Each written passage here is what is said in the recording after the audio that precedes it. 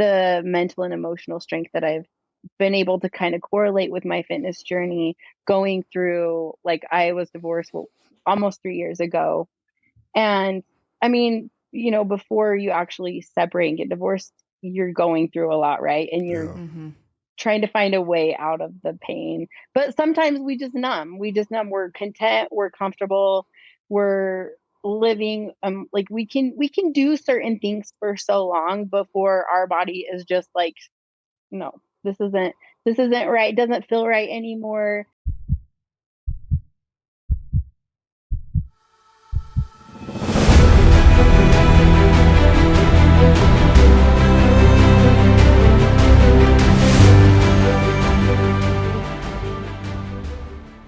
On today's episode, we have IFBB Pro and our dear friend Heather Dees, and we talk about the physical component, fitness and nutritional component, and how that balances in to, the main areas of balance, and how also mental and emotional strength and resilience is a component of physical fitness.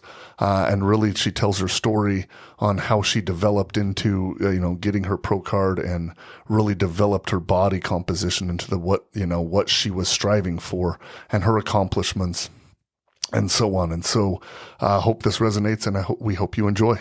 Welcome back to the Healing Works podcast. It's great to be here again, and we're excited today. I think we're excited every time. I say that every time we're excited, but we're always excited to come on the podcast and share some information. But today we're really excited. We have our good friend Heather Dees with us today on the podcast, on the show. Hi, Heather.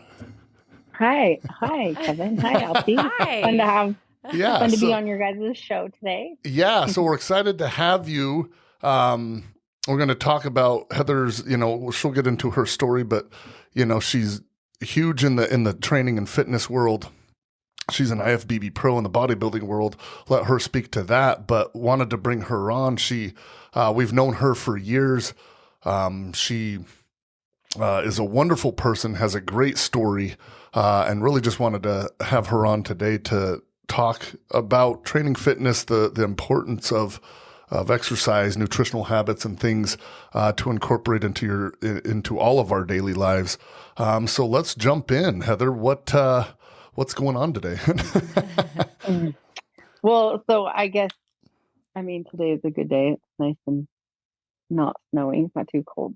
But to go back to what you originally talked about, me in the fitness world, I could give you kind of a background of like where I started, how long I've been in it, if that's what you're thinking. Yeah, absolutely.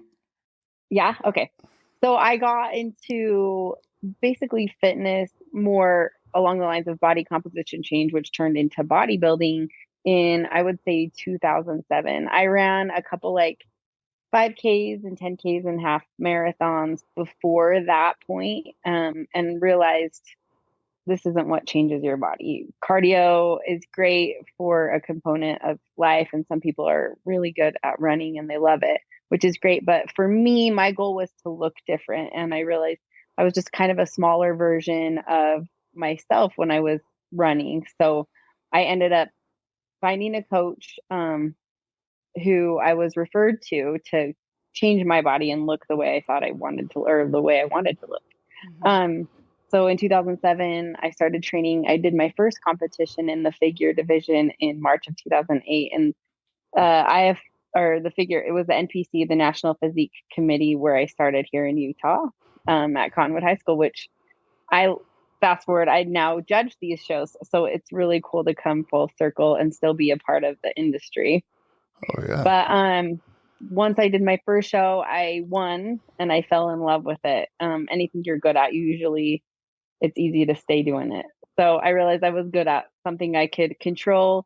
Your body is something that you have the ability to make look the way you want. There's a lot of components to it. There's obviously meal planning, diet, exercise, cardio, supplementation, blood work. All of those components kind of come together to make you reach your goals, which I think sometimes we think it's just, okay, what I eat or if I go to the gym. But as a coach, I've been able to realize like there's there's not just one piece of the puzzle that you have to know to like look the way you want to look, but you really can look however you want to look if you have all of these components dialed in. Anyway, I turned pro in 2010, which was like a little over 2 years after my first competition. And for those who are unfamiliar with bodybuilding, and there's so many different divisions. My division was figure. I um turning pro. It's like almost like high school basketball, then college basketball, which was national level shows, and then the NBA, which is the IFBB or the pro shows. So to go into the IFBB, you have to win a national level show. Back in my day, you had to get first place. They've expanded it, and there's a lot more shows to turn pro at, and they usually will give first and second place, and now their pro card. But like Okay. anything, it's a business. Yeah. Yeah. Yeah, At for the sure. time, you were at the top of your game, huh? Yeah, it was so fun. And there wasn't so many divisions as there is now. Like there was, well, bikini didn't even come out until 2009, which I had already done a few figure shows by that point. But there was women's bodybuilding, fitness, and figure, and now we've got bikini, wellness, women's physique, um, added in. So it's nice because there's divisions for each body type. So if you tend to gravitate towards looking a certain way, you can always find some sort of division to compete in if that's what drives you. For me, I competed so many times because it was always something to work towards, and I thrive off of goals, right? Like most of us do. Right. Knowing that there was another show to work towards, I was able to kind of stay motivated and stay in the gym. Whenever I started slacking, I was like, okay, I'm going to do another competition. And that's kind of what propelled me, but also like uh, just having like been successful at it obviously kept me intrigued with it. And then on top of it, it was seeing my body change. Like the science behind the human body is so amazing. And it's what's made me so passionate about being a coach myself was like walking towards a mirror and seeing my calf muscle from the front. I was like, oh, I never used to have calves. Like I'm so excited. Like little things like that you get so excited about. And that's kind of what drives you. So you have to kind of find what it is that motivates you. I think in fitness, or else, if you're not seeing changes, it's like, well, what's the point? This is too hard. It's one of those things that you have to trust the process, right? Yes, So you like with do. Yes. figure, just for, I mean, to kind of put it in perspective, you've got right now it's like the bikini, which is the cutesy girls that aren't as muscular, that like it's more of an attitude, right? They're like Yeah. and then figures a little bit more muscular, but it's not quite like what people might think is like bodybuilding, like the really extremely muscular. It's like in between, right? Right. Like what are the Yeah. components of figure? And like, so symmetry, conditioning, like lean muscle mass for sure, muscular development, but in a symmetrical way, like your upper body matches your lower body, your conditioning is separation, not generally striated. But there has been a big evolution to the sport, like much with all of the divisions. Even bikini is a little more muscular and a little leaner than it used to be.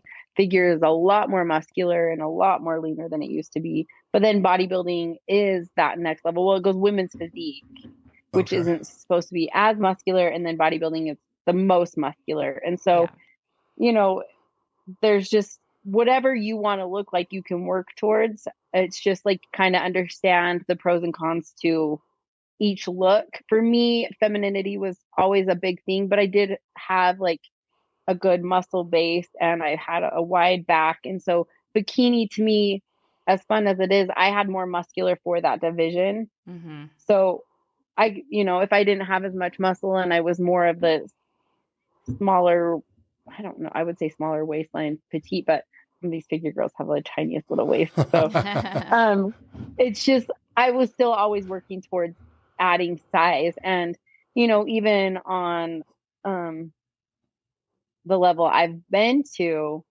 um some of these girls are still a little bit more muscular than I would choose to be, but I've always stepped on stage with the goal of what I wanted to look like. And that's what I would encourage any athlete going into this sport was, you can look up to the girls that you see step on stage, especially at the Olympia. I've been on the Olympia stage 6 times. And every time I would step off, I would look at and analyze my physique and say, what do I want to look different like? And it's always good to get judges' feedback, but if it doesn't match up to what your goals in life are or the way you want to look, maybe take that into consideration. I wouldn't say don't compete because you're not going to look like the judges want you to, but I would say make sure that at the end of the day, you're going to be happy with how you look and you're not chasing somebody else's body. Everybody is so different anyway. So you're not going to look like somebody else. Mm-hmm. You're going to look like you. You're going to work with your genetics. And work ethic can go a long way, even if you don't have the genetics. So I wouldn't even discourage people like, well, I don't have the genetics for it. There's a lot of pros in the industry that have, outworked their competition that have been genetically blessed. And I think that's, work ethic will always be genetics if genetics don't work, right? Yeah. We know that saying. Yeah. Right. Well, I think that's good advice. Probably in this industry or in your industry, and then also just in life in general, is like, what do you want? Like get clear on your picture and then create that more than other people's feedback. Or the comparison. Right? But I just pulled up your comparison is the thief of joy. I just pulled up your Instagram page, IFBB Heather Dees. If you want to see how awesome she looks, you should. Yeah, those pictures are so crazy because I think when you diet down for a competition, getting as lean as humanly possible, minus trying to deplete any water retention you have between the muscle and the skin, your body looks way more muscular than it does when you're just like living normal life, wearing clothes, not all tanned up, oiled up, stepping on stage in a suit with that lighting. Because most people will meet me in person and they're like, oh, like you're just small. Like they expect me to be this huge mass monster. And I'm like, I'm like 10 pounds heavier right now than I am on stage. Yeah, I look a lot less muscular just because it's that illusion, right? Yes, so yes, that's one thing I think girls need to understand, because you see these girls on stage and you're like, oh, those girls are huge. I don't want to look like that. And it's like, well, you won't if you don't want to. But it's really, I mean, even when I met my one of the girls I looked up to before I got into the industry big time, her name was Gina Aliotti, and I thought she was like super jacked. And I flew out to California and met her in person. We went through some posing and she was just like this little thing. And I'm all, oh, okay. Oh, like, it's an optical illusion. Yeah, it really is. And so that's like the thing is like, and femininity was always super important. It always has been for me. And I'm sure to a degree it is for most women, but there's things that I wasn't willing to risk or sacrifice to lose that. And I knew the level of where I was going to compete. Right. So, and to each his own. I'm not saying that that's right or wrong. I'm just saying, understand your goal, and like long term, this is a small window of my life stepping on stage. I want to come out of it still feeling like myself. And that's kind of what I went through all of my shows doing. Yeah, no, I would definitely say that no matter how, like looking at these pictures, no matter how lean you are, stage ready, or whatever, for sure, like you always just look really feminine and beautiful. So thank you. You have, I mean, as far as I'm concerned, you managed that well. So good job. Oh, totally agree. But you did a picture the other day, at the gym, and you were doing shoulders, and make no mistake, like if you're not stage, like she looks really good. You look really good. Yeah. And it's been, but I've seen you at the gym at Lifetime for years. And the cool part, and one of the reasons we want to have you on, is because of the respect level. Like, look, I'm a gym nut, but I think I look pretty good, but not nearly to the level of what it takes to go like you've done to the stages and competitions.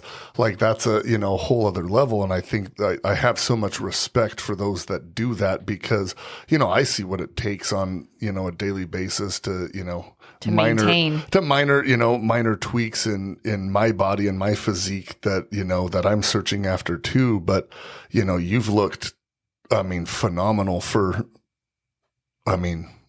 I've been seeing you at the gym since years consistently. 2010. Mm-hmm. 12, 13 years. So, that's just, tip my hat to you and just want to give you the credit because, you figured it out and you've done a heck of a job. But uh, speaking of competitions, because I have a lot of friends that do competitions, but how is the mental and emotional aspect of competitions? Is it difficult? I would imagine it is. Yeah, I mean, it's like you were just saying, well, I mean, I appreciate all those compliments. But mentally and emotionally, one thing I have actually taken away from this industry was um probably mental like fitness, if we want to go into the like Mm-hmm. there is such a component to like understanding, like it is really hard and there are days where you're just like, why am I even doing this? Mm-hmm. But what you come out of with is like that mental fortitude of knowing that you can work through that hard, you can push through that hard, you find a way into it instead of trying to escape it, because there's so many like momentary pleasure that we could give our bodies that don't meet our long-term goals. And for me, I found knowing how to step on stage in a bikini helped me like get through those mental battles of where I wanted to give up. But even whatever the goal is for you, having having that mental strength to get past that moment of weakness that we want to have, or that seems like so much easier than facing the struggle or the pain, or that hardship that we're going through. You find a way into it and you find like coming out of it, there's like this, like I remember just like crying, realizing I was going to get my pro card because all of those hard times where I just was on the cardio machine crying, like thinking how hard it was. You're pushing your body like past the level that it's ever experienced. And you can do this in so many different avenues in life, in fitness, in business, in relationships. But pushing your body past that level, coming out of it and seeing the beauty on the other side gives you like that mental strength. And there is, I mean, your emotions are such a huge part of it, right? Because emotionally, we're going to react uh, depending on our emotional strength. Right. So emotionally, I'm like, want these chocolate cookies or whatever. And I mean, I I want to guess eat that's my the feelings emotional. right now. Yeah, I want to eat it. But like fighting your way through those emotions, or finding a way into it and remembering like the silver lining behind the goal gives you that strength as well. But yeah, it's weird. I don't think you really see it all the time when you're in the moment. But if you can get past that moment, you actually understand like how much strength and how far you've come mentally and emotionally to reach certain goals in life. And like I said, it doesn't even have to be just fitness. It could be relationship and understanding. One thing, and I don't know if this is like going off topic or if it's the same, but like where you guys have been so good with the emotional code or regulating your emotions. One thing you said was like finding a way to regulate it in the moment instead of Hmm. storing it and being like, I'm going to release this in the gym later.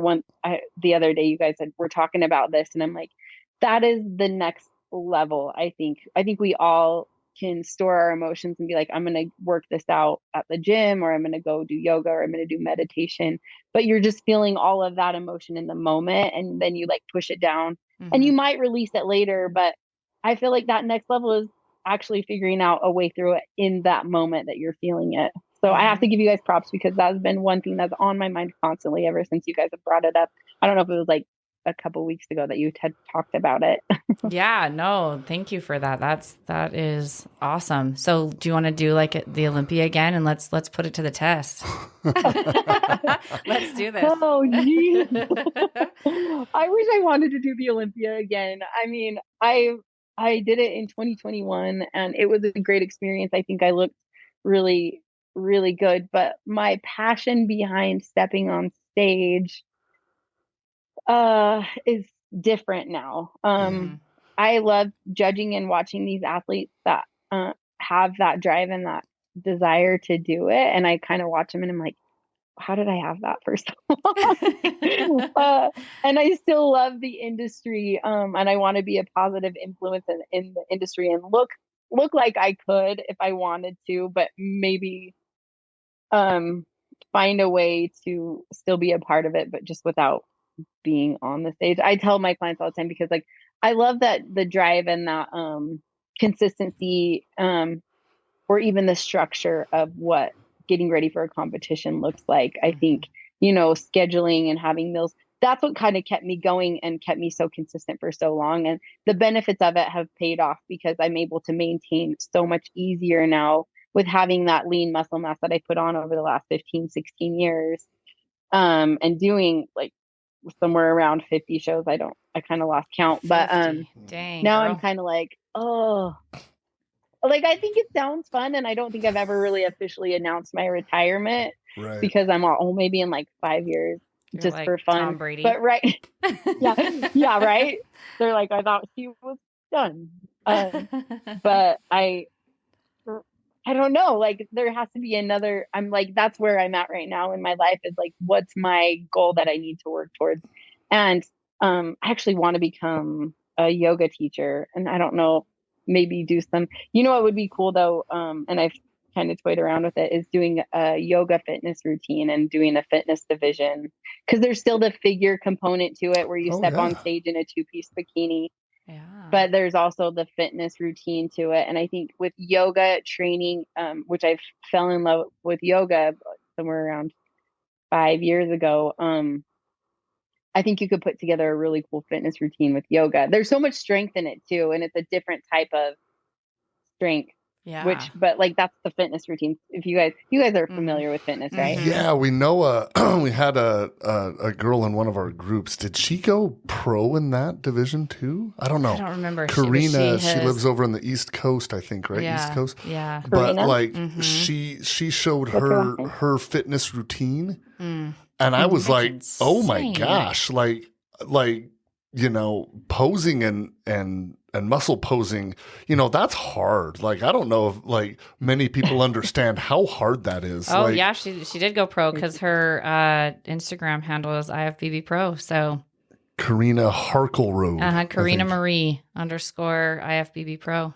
She is awesome. incredible. But yeah, we knew her from one of our smaller groups that we've done, and she sent me a video of her fitness routine, and I was like, oh my gosh, Yeah. It's so cool. So that would be cool that. though. That would be really cool what you're talking about, like a yoga twist to that and the fitness aspect. But something you brought up before I forget, because I'm a little hungry, and when I'm hungry, I tend to forget a lot. I think you say that on every recording. I'm hungry. I do. I'm hungry. I'm hungry. Kevin's we do these at like right in hungry, between Kevin. like lunch and my next meal. So, but I like that you said like you had to find a way. Like those 3 words, find a way, are I think so powerful, because look, that's where, when I was down and out and lost my business and everything like that before, I really started searching and learning about, emotional resilience and mental resilience, and what we teach right now is I use the gym for that. And to go back to that, like, I would build up all my emotions and then release, all my anger at the gym, but then I'd still be pissed off anyway. So I was like, this isn't working. But what I did find though, and what you brought up is so cool, I think, and not even cool doesn't describe it, but so important in life. And that's why, I promote to people exercise as such a component of a well-balanced lifestyle, because look, when you're squatting or you're bench pressing and you have a load on you, right? Like, and your muscles are under a load, you got to figure out a way to get that weight up. Right? Like that's find a way. And I think that correlates into so many aspects of life that develops that strength, right? You can call it toughness, but I think it's just that inner fortitude and that strength. Like, what are you going to do with it? Like when you're under that pressure, I was relating to my friend the other day at the gym. He's going through a tough time. And I just said, he's at the gym, and I'm like, well, it's the same thing as lifting weights. It's like when we go through struggles in life, to me, that's time under tension, right? Which is what builds muscle, right? Time under tension, right? A load on your muscle making it strain, making it tear down so you can rebuild it. And I love that you said find a way. We're going to start using that in promotional activity because like finding a way is so important when, like you said, not just in the aspect of dumping those emotions at the gym or going for that stress relief at the gym, is throughout the day when things are, stacking up, when you're frustrated, when you're, when you're worried, when you're, depressed, when you're anxious. Can you find a way in that moment? Obviously, that's what we teach with emotional resilience, is like, you don't want to wait. But I love that you brought that up. Find a way. That's such a great phrase. Yeah. And it's not even just finding a way, it's a finding a way in, right? It's like, because we can all find our way out. I mean, that's where numbing comes into play. Like we all can find a way that we can, like, out of pain. There's so like many avenues to find a way out of pain. There's coping. Escapes, there's distractions, there's that coping, but finding a way in when we really face a struggle, whether it be in the gym, and you go into your mind, because your body is here and it's going to obey what your mind is telling it can. And we can do twice as much as we think we can. So when we're in that moment of struggle and we're like, I just can't do this, you are telling yourself you can, and you can. You have to find a way into that pain and go, I can do this. How am I going to do this? Whether it be like you said, like a struggle in life, whether it be a relationship, or in the gym for that matter. When I tell my clients that all the time, I'm like, find a way into the pain. Don't try to escape it, because that's when you lose your form. That's when you go faster. That's when you get injured. Yes. And you'll be injured in so many components in life if you try to just find your way out by coping or numbing or escaping something that you are supposed to face, right? So that's where in life and in the gym, I think that's taught me so much. And I'm like, I've done really hard lifts where I get done and I actually do start crying. I'm such a crier. But when I'm like, in life, okay? I'm like, yes, I'm okay. I'm great. Crying or puking after you're done. My goodness. And I don't know about you guys, but I would way rather feel that physical pain in the gym than sometimes this emotional pain that we have to face in life sometimes. And I've told that to so many friends, and it's like, but when you can do it in the gym, you can do it in life, you can do it in your emotions, and finding a way. Like, what does that look like? And I've tried to you come up with something. Your brain and your body, it's so smart. You'll come up with something to find a way into it. And then once you pass through it, it's like beautiful, and you'll have that emotional release, and you just grow so much. You grow, and it's been such a fun journey over the last, I guess, not just my fitness journey, but over the last 3 years, I feel like I've emotionally found a way in through and out into a more beautiful place in my life. Yeah, like it really started out as a physical thing, right? Like physical, like changing your body composition and strength and adding muscle and all of that. And then probably just with age and maturity and developing more and more, it's like there's more to this, and really that emotional resilience is such a component too, that it's like, ooh, now we're talking. Well, yeah, right? And that's another area of credit we'll give to you as well, because you're so well rounded, and you can see that emotional strength come out now, like we said, because we've known you for years, and that's such a beautiful part as well. You said when the mind tells you you're done. That reminds me of David Goggins, if you're familiar with him. Former Navy SEAL, but he says, and it was someone else that taught him that. I don't know who it was, but said that when the mind tells you you're done, you're only at 40%. And what that tells me, especially with like bodybuilding too, and lifting at the gym and training and physical impact and physical stress, is we underestimate our capacity for greatness, right? If that, and I believe that's, 100%. And I believe that's true, that, when the mind tells us we're done, there is such another level we can go to. And you've gone to it. I think, we've all gone to it to a certain extent in different aspects of our lives. But that's what I was talking about in time under tension at the gym, is like you said, like, can you find a way into it? And then when you're into it, can you find that that moment of clarity, right? Under that Mhm. tension. Can you find that clarity It's like the sweet spot. and It's like, say, yeah, there it is. find that clarity, that coherence point of saying, okay, this is really hard. I'm probably going to cry after this. I'm probably going to puke after this. I'm probably going to be really tired after this. This is going to take a lot of recovery, but holy crap. This is that I did point it. where I'm figuring it out and I can see the internal growth, the physical growth, and can we go to that higher level, that increase our capacity for that greatness, and you've figured out a way to harness that, and that's just incredible. Oh, thank you. Thank you. You guys are inspirational too with that component, just with a lot of the things I've learned through your Wednesday night calls, which I love, and I love getting on there because I'm always able to pick up something that kind of resonates. But yeah, I mean, physical, I found fitness for a reason, and I think it's kind of pushed me and excelled me. And then I saw how it's kind of helped me even in relationships. And we can kind of segue into this if we want, but Yeah. like I said, over the last 3 years, the mental and emotional strength that I've been able to kind of correlate with my fitness journey, going through, like, I was divorced almost 3 years ago. And I mean, before you actually separate and get divorced, you're going through a lot, right? And you're Yeah.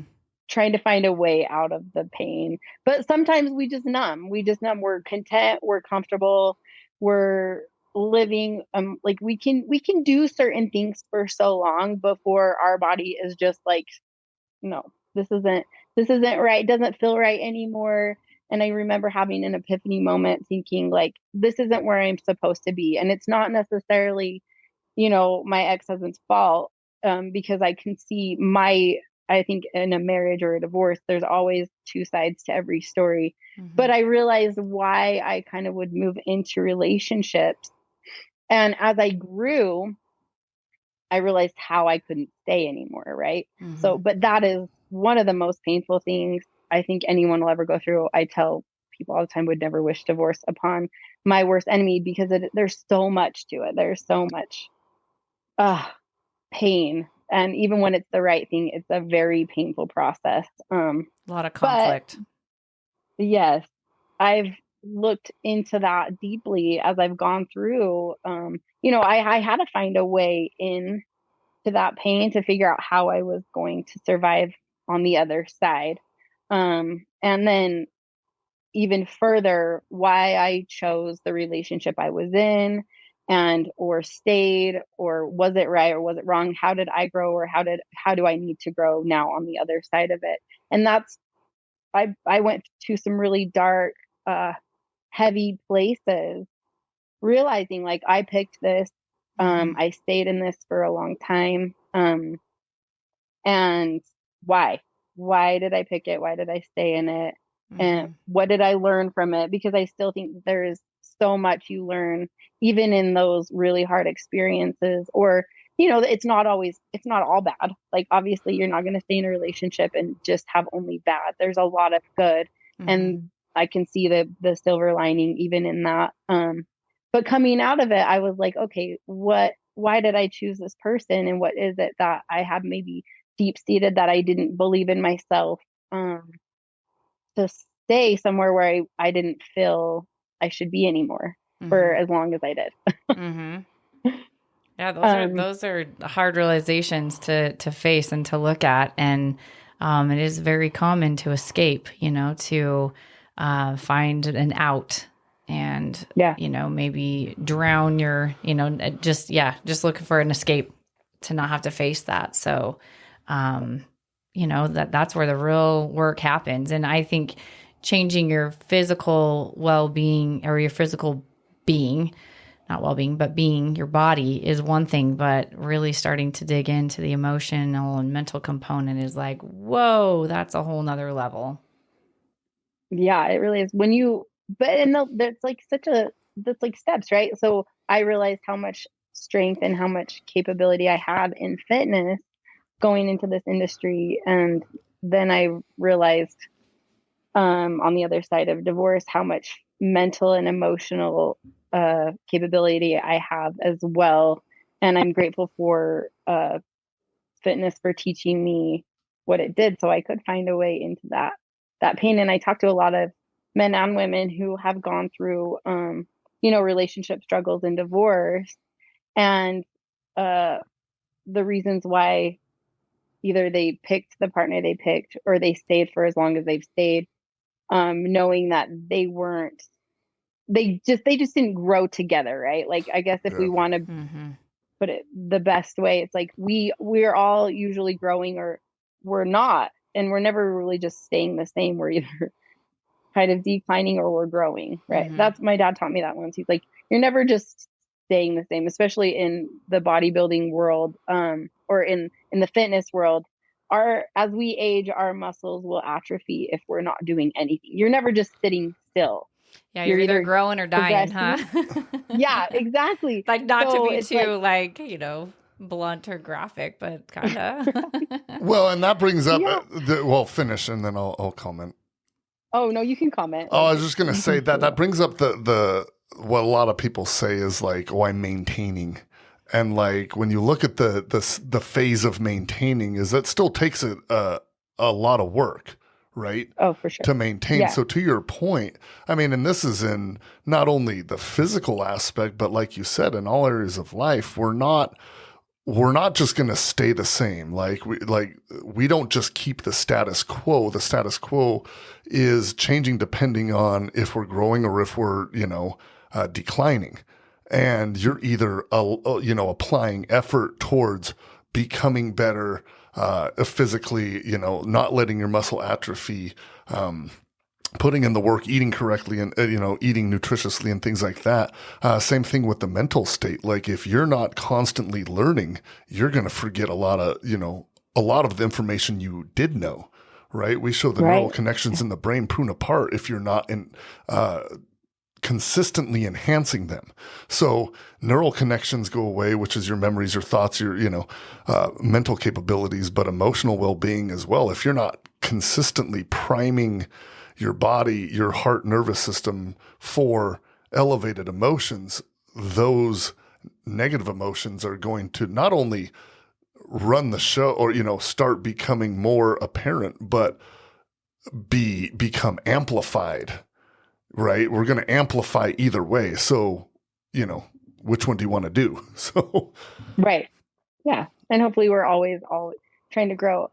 And one part of me that I know helps me grow is by teaching and helping others. yeah. I think, and I know, like, service is obviously something that everybody is familiar with, but like the own personal growth and my own ability to become better, I've seen even more so with being a coach and helping other women and hearing their stories and being able to be relatable with them and understand all of the components. But I'm grateful for, like, the trials and the struggles I've gone through in my life, because I can relate to a lot of people that go through so much. I mean, it might be a different story, but the feelings are the same, like the feelings that we are going through. And I love, that's the one reason I'm so passionate about what I do, because I watch a lot of women and some men too. I train more women than men, but a lot of women,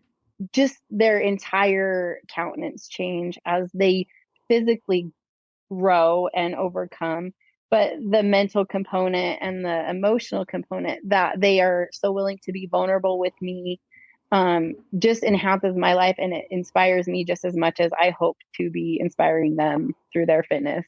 So it's so cool. Like, service is so amazing to see your own growth through it. Well, yeah, I think what we're all doing here in this existence is really just sharing, right? And relating to each other. And as we put in the work to heal or to improve, you really can't complete the process of that for yourself until you share that with somebody else, and then they share back, and it completes that process. And so with you've got your Golden Way Consulting. That's your Okay. Spelled And so out. it's so Spelled out my so people web can find integration. it. Well, we'll put it in the show notes, but yeah. Like Golden, Goal. Yeah. Okay. Yeah. GOALDEN, like a den of like wolves Like a or energy or pack. women, Like feminine we're energy. in a, Like we're a pack. yeah. We're a pack. So, and then obviously gold, GOAL. My web integrated app is going to be the Golden Way, and it's going to teach all of the ways we become golden or driving towards our goals or golden in ourselves. And I mean, it's going to have all of the typical components like exercise, cardio, meal planning, supplementation. But also like the one thing, Golden Consulting is kind of like the umbrella company over, you know, my business, but we have such an emotional and a mental component to it that we love to communicate with. And we'll have like our Facebook group page where we can kind of, support and push each other Share. to be better and Awesome. understand that we're not alone in all of these trials that we go through in life. No, that's awesome. And you're But it is creating a community. GOALD. I'm sorry.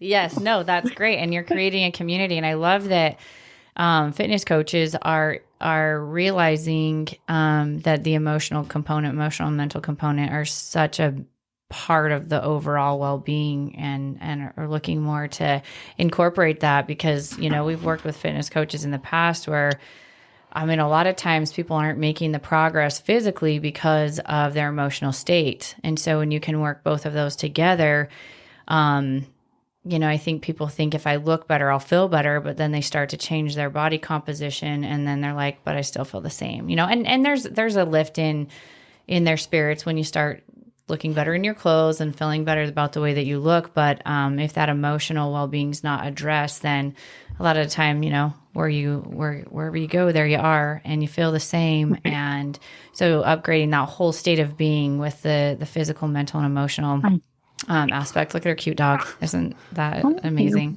A hairless terrier. She's a little bit needy right now. She's like, Mom, I need to be on your lap. She's probably cold. She has no fur. So cute. She wants to be a part of this podcast, Seriously, I guess. yeah, that's Hey, totally animals fine. love emotional stuff. They pick up on the vibrational frequency. Oh gosh, they have saved me so many times from feeling, those hard emotions alone anyway. So I feel Right. like, and they do, like, I don't know how anyone lives without a dog. I have, I mean, maybe they're kids, but I got my fur and furless babies. Yep. They keep you company and they pick up on your emotions. They know when you need that comfort. So, no, that's awesome. Yeah, we wanted to cover. So you do training in person? You train, like you're in the gym with your clients most of the time? Yes.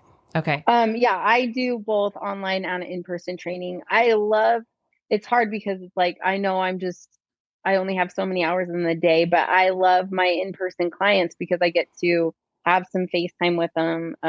There's so much exchange in energy when you're having like body language and, Sure. hearing tones and all that stuff to fitness as far as that goes. So yes, I'm in the gym. I work at the gym 4 days, well, almost 6 days a week now, but training one-on-one with my clients. And then I do have like some clients that are a little bit further away or maybe even out of the state that I do online training with. But with those clients, I even still have at least a Zoom call with, so we can kind of have some FaceTime. And it's hard for me not to have that emotional connection with the people that I'm working with, just because, like I said, I want them to feel like I actually care about what they're going through and I care about their progress, and we're both invested in their overall goal. That's awesome. Do you train competitors? Do you have anyone that's like training to compete, or is it mostly like people that are just looking for balance in their life? Yeah, I do. I have like every once in a while, I'll have like a competitor here or there. The overall method of my training is body composition change. So I'm training more people that just want to look better, and that's going to be, pretty much the same method for someone who wants to step on stage and who doesn't, because it's basically for body composition. It's not for, generally sports performance. not that we couldn't do that, but for the most part, whether it be lifestyle or going to the next extreme and stepping on stage, I train both. And I've had some clients that come to me and be like, I don't want to compete. I just want to look better. But as they've watched their bodies change, they're like, well, maybe I will do a show, and they get a little bit of an idea of what that looks like. And then they might, make it a bucket list to do one show in their life. And, I'm down for whatever their goal is, as long as we're going at it in a healthy method and we're keeping that at the forefront. I'm not an extremist with coaching. But at the same time, that just means we're going to take longer to get there as long as your health is first. Right. So if that makes sense.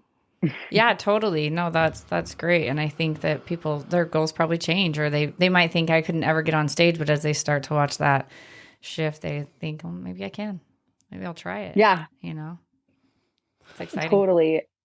It's so fun to watch. And I've had several clients do that actually, that were like, oh my gosh, I could never. I mean, just the fear of like stepping on stage, you're in a bikini, like, so you're exposing like a lot of your body. And when you aren't really thrilled with the way your body looks, even myself included, before I ever stepped on stage, I was like, there's no way I would ever be in front of a crowd of people in a bikini and say, hey, judge me. Like, what do you think of this?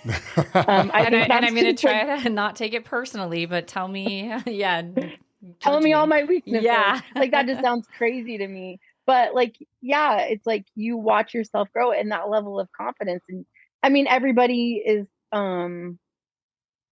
shape is so different. So it's like, you don't need to look like somebody else before you do that. And as long as like you're walking up there and stepping up with confidence, you're going to have a great experience. And I have a lot of clients that were like me. They're like, never in a million years would I do that. And then they do it and they're like, wow, that was so fun. And whether they do it again or not is a different story. But either way, they've come off stage with such a positive experience, and they kind of have a new healthy relationship with the physique they look in the mirror at, which is my overall goal too for them. Is like, I don't care if you are 20% body fat or 5% body fat. I ultimately want you to have a healthy relationship of what you're walking around with, and we will get you there. And that's where the mental and emotional side come into play too, right? Because like you said, you could look so great but still not love who you are, and that's a whole other side of fitness.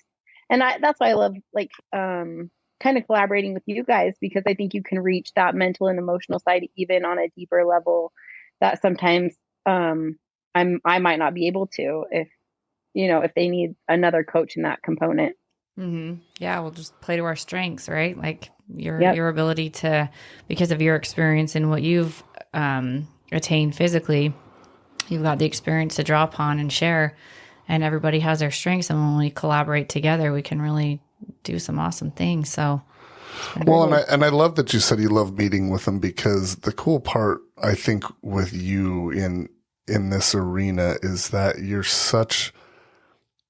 you've accomplished so much at the same time.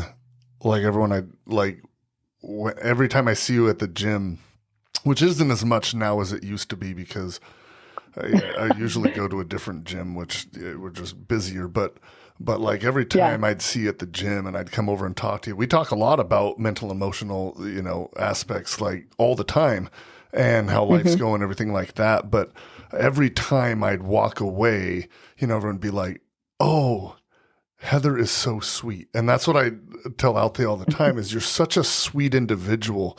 And so I wanted to bring back up that connection point, like you said, in person, that energetic connection. But then, when people become vulnerable, and like you just said, with like people judging you on stage, saying, this is, this needs to be tweaked and that needs to be tweaked. Like, that's such a state of vulnerability. But I loved when you said the aspect of service in relation to vulnerability is that when people are vulnerable and share their story, I don't think people understand how much it helps everyone else, right? Because like you said, all of us have gone through different experiences, different circumstances. Excuse me, your divorce would be different than Altee's divorce, but I look at both of you and you're both incredibly gifted and incredibly beautiful ladies that have been through the depths of despair, right? But then you've come out of it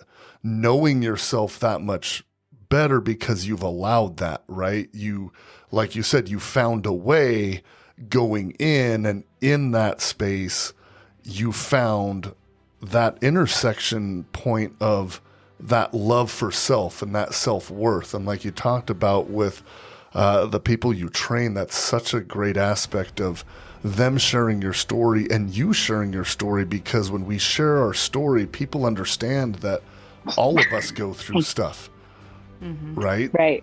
Even the most talented, the most gifted of anybody, they've been through the ringer to develop that. And so I love the service aspect in sharing that and being willing to, to help. And obviously the three of us are, in the arena of helping other people develop, into their best selves. And I just, thank you for sharing that. I think that's such a great component of looking outside of self, but really we know that you can only love others to the capacity that you love yourself. Oh yeah. And so that's where that self-love gets thrown around so often, but it's right. Can we develop that love for self, like you're talking about, regardless of, where your body's at? Can you look in the mirror and see that best version shining? Can you see that, hey, I'm grateful for what is, but I'm also interested in developing what could be?